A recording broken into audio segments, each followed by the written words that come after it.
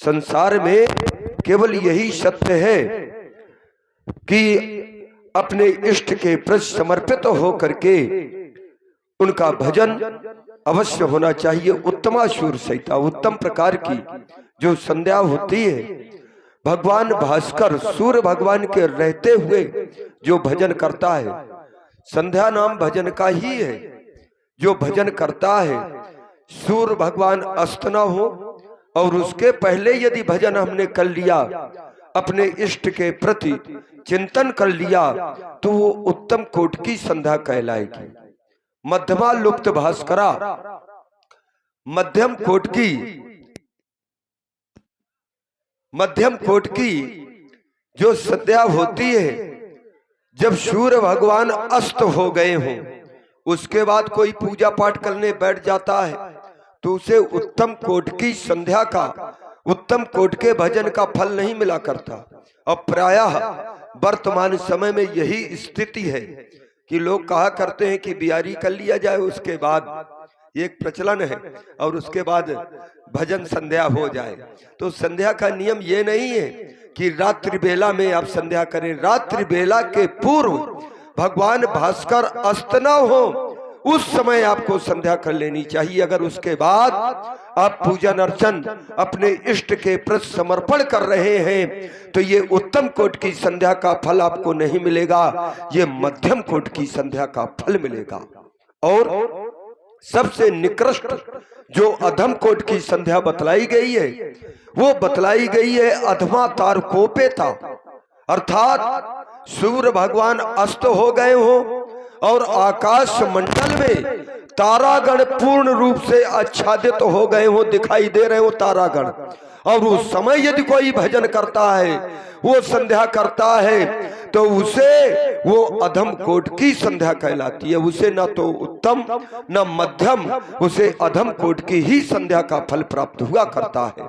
ये पावन समय है, क्योंकि अभी भगवान भास्कर अस्त नहीं हुए हैं, अस्ताचल की ओर गमन कर रहे हैं और रात्रि वेला का आगमन हो रहा है, दोनों का यहाँ पर मिलन हो रहा है। तात ये पावन समय है, इसलिए मेरा कथन है कि तुम ही करिए धर्मात्मा राम, तुमहु करिए हम करते हैं, ये संध्या सबको सुखदाई है, इसे तिहु काल करना चाहिए, जो पावन जुग चली आई है। ये संध्या तर्पण जप हवन यज्ञ सब नित्य कर्म करना चाहिए, और भवसागर से यदि तरना है तो हरि सुमरन करना चाहिए। ये पावन समय है, जाओ जाकर के दोनों बंधु संध्या उपासना करो। मैं यहीं पर बैठ करके संध्या उपासना करूंगा। और इसी सुंदर प्रस्तुति में आप हैं श्री राम शंकर लंबरदार। सुंदर समय है, ऐसे सुंदर समय में आज आदेश मिला अपने गुरु भगवान का संध्या करने के लिए। संध्या क्या हम इसके पहले नहीं किया करते थे? आज अपने गुरुदेव भगवान के द्वारा पुरानी कथा सुनाई गई। हम दोनों भाई उस कथा में इतने मग्न हो गए, इतने लीन हो गए कि हमें अपनी संध्या वंदना का ध्यान ही न रहा। तब आदेश मिला, अविगत दिवस गुरु आयस पाई, संध्या करन चले दो भाई। देख रहे हो लाल, समय संध्या का है। आज दोनों भाई संध्या में विलंब से जा रहे हैं। हमारी माँ भी हमसे रूठी हुई है।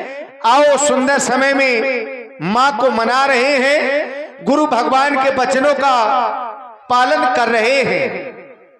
उपासना हमारी संस्कृति है, और उपासना तो मनुष्य के जीवन का वह साधन है जिसके द्वारा साधक अपने साधकी निकटता को प्राप्त कर सकता है। आदेश मिला संध्या करने का। संध्या करने से हमारे मन को शांति मिलती है, और संध्या करने से हमारे भौतिक पाप भी नष्ट हो जाते हैं। जो पाप हमसे अनजाने में हो जाते हैं वह पाप शाम को संध्या करने से नष्ट हो जाते हैं। इसलिए संध्या सबको करनी चाहिए। कहा गया बड़े भाग्य मानस तन पावा, सुर दुर्लभ सब ग्रंथनि गावा। बड़े भाग्य से हमें यह मानव का शरीर प्राप्त हुआ है। बताया गया मानव का शरीर कैसा है, तो कहा गया साधन धाम मोक्ष कर द्वारा, पाई न जे परलोक समारा। जिसने भी मनुष्य शरीर प्राप्त करने के बाद अपना परलोक अच्छा नहीं बनाया, अपना चरित्र अच्छा नहीं बनाया, वो तो जीवन भर पश्चाताप के आंसू बहाते रहते हैं। देख रहे हो ये समय बड़ा गतिवान है।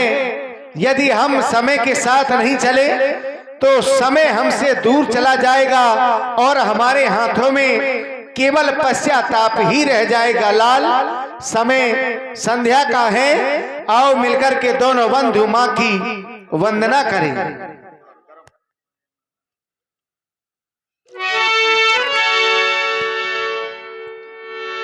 चलो करें,